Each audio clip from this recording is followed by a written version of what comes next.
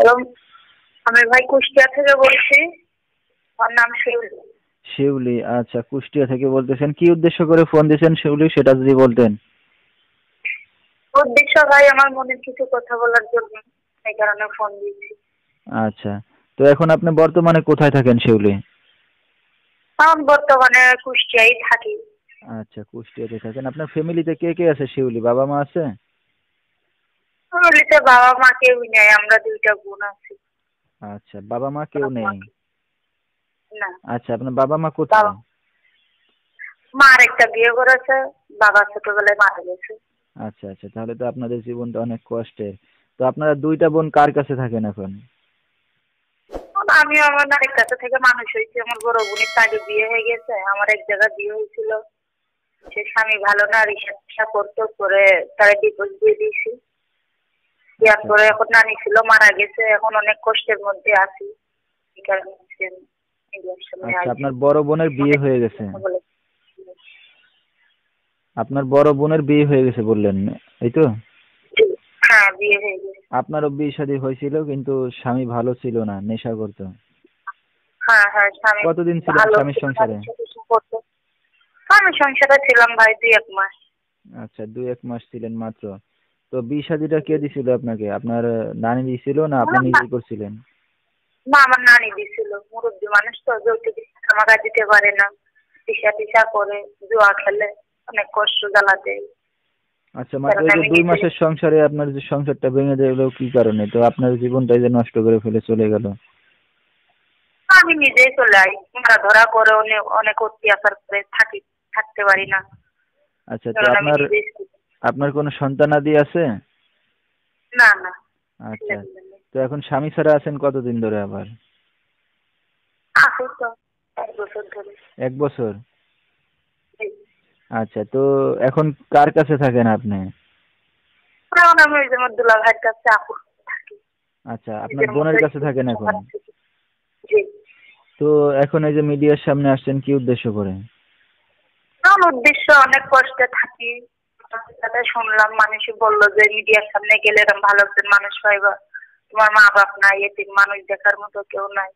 পরের ছেলে কতদিন দেখে, বোন তো পরের বাড়ি চলে গেলে নিজের আন্ডারে থাকে না। এখন দুলা ভাইকে যদি দিতে দেয় খাবো, না দিতে পারলে তার খাতে পারি না। আচ্ছা, এই আপনার কারণে আজকে মিডিয়ার সামনে আইলাম। যদি ভালো একজন মনের মানুষ পাই, কেউ যদি আমার দায়িত্ব নেই, আমার পাশে থাকে, এই কারণে। আচ্ছা, তো আপনি কোনো কাজ বাজ করেন না এখন? আহ, তাদের বাসাতেই আছেন? মাঝে মাঝে একটু কাজ করি, মানুষের বাসায় কাজ করি। আচ্ছা আচ্ছা, তো কাজ আপনার না এখন করলে তার মেইন খাইতে উদ্দেশ্য কি বিয়ে শাদী করার? এখন বিয়ে শাদী করতে যাচ্ছেন? পারে না। আর কেউ যদি আমার দায়িত্ব নেয়, কেউ যদি আমার পাশে থাকে, ভালো যদি একজন মনের মানুষ পাই, আমি সারা জীবনের জন্য তার হতে চাই। সে যেমনই হোক, যেমনের বুড়ো হোক, জোয়ান হোক, সে যেমনই হোক। আচ্ছা, এখন চাচ্ছেন যে দায়িত্ববান একজনকে পেলে বিয়ে শাদী করবেন, তার বয়স যেমনই হোক। হ্যাঁ, আসলে বেইমানিও করবো না, চিটারিও করবো না, বাটপারিও করবো না। সে যেমনই হোক, আমি 5 ওয়াক্ত নামাজ রোজা করি। বয়স্ক হোক আর জোয়ান হোক, আমি চাই সে এমন একজন মানুষ যে সারা জীবন আমার পাশে থাকবে। তার ভাত যদি একবেলাও দেয়, সে যদি আমার পাশে থাকে, তাও আল্লাহর কাছে আমি হাজার শুকরিয়া। 5 ওয়াক্ত নামাজ পড়বো, তার জন্য দোয়া করবো যে সে আমারে 3 বেলার ভাত একবেলা খাওয়াচ্ছে, 5 ওয়াক্ত রোজা করতে পারছি। সেমন একজন আমি লোক চাই।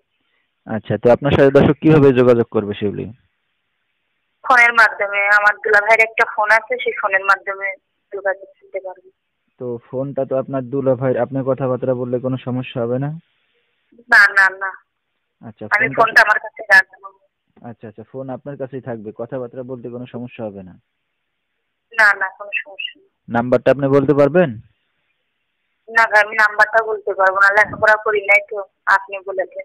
আচ্ছা, তো দর্শক আমরা শুনতেছিলাম শিউলির জীবনের গল্প। তার বাবা মৃত, মা ছিল, মা আরেকটা বিয়ে করে চলে গেছে। তারও জীবনের খুব করুণ কাহিনী। বিয়ে শাদী হয়েছিল কিন্তু কপাল খারাপ।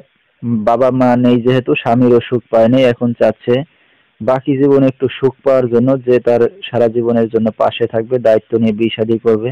এমন একজন মানুষ পেলে হয়তো আবারও ঘর বাঁধতে চাচ্ছে। তো তার বিস্তারিত জানতে হলে এই নম্বরে যোগাযোগ করলে শিউলিকে পেয়ে যাবেন। 017718956650। তো দর্শক আমি নাম্বারটা আবারও বলে দিচ্ছি, 0177 18956550 এই নাম্বারে যোগাযোগ করলে শিউলিকে পেয়ে যাবেন। তো শিউলি, আমরা অনুষ্ঠানের শেষ পর্যায়ে, আপনার আর কিছু বলার আছে দর্শকদের উদ্দেশ্যে? আমার দর্শক ভাইদের উদ্দেশ্যে বলার আছে, কারো যদি ভালো মন নিয়ে কথা বললে সে ফোন দেবেন, আর ফোন দিয়ে কেউ যেন খারাপ কথা না বলে। মিডিয়ার সামনে গেলে সবাই খারাপ হয় না ভাই, কেউ কষ্টে পড়ে যায়, কেউ দুঃখে পড়ে যায়। আমি অনেক কষ্টে পড়ে মিডিয়ার সামনে আইছি, আমার মা নেই, বাবা নেই, দেখার মতো কেউ নাই, বড় একটা ভাইও নেই যে দেখাশোনা করবে। অনেক কষ্ট করে মিডিয়ার সামনে আইছি। কেউ যদি আমার দায়িত্ব নিতে চায়, আমার পাশে যদি থাকতে চায়, সে দেখে সেই ভাই যেন আমার ফোন দেয়, ভালো মনে কথা বলে, কেউ যেন খারাপ উদ্দেশ্য নিয়ে ফোন না দেয়। দর্শক ভাইয়ের কাছে আমার এই অনুরোধটা থাকবে। আচ্ছা, তো এখন তো আপনার আপা দুলা ভাইয়ের কাছে আছেন, তো আপনারা কি এক রুমে থাকেন না আপনি আলাদা রুমে থাকেন? না না, আমি আলাদা রুমে থাকি, আমার মতো আমি খাওয়া দাওয়া করি, আমার দেখার মতো কেউ নেই ভাই। এখন জগৎ হয়ে গেছে খারাপ, আমি যে একা মেয়ে এক জায়গায় থাকবো, এখন দুনিয়ায় কাউরে দেখে কোনো বিশ্বাস নেই। এই কারণে আমার ভাইগুলো ভাই আলাদা রুমে থাকে, আর আমি আলাদা রুমে থাকি। আমার খাওয়াটা থাকি, সবকিছু আচ্ছা আমার খরচ আমারই চালাইতে হয়। আচ্ছা আচ্ছা, ঠিক আছে। তো দর্শক, আমরা শুনতেছিলাম শিউলির জীবনের গল্প। তার বিস্তারিত জানতে হলে সরাসরি যোগাযোগ করবেন। ভিডিওর স্ক্রিনে তার মোবাইল নাম্বারটি দিয়ে দেওয়া হয়েছে। আজকের মতো এখানেই শেষ করছি। সবাই ভালো থাকবেন, সুস্থ থাকবেন। আল্লাহ হাফেজ।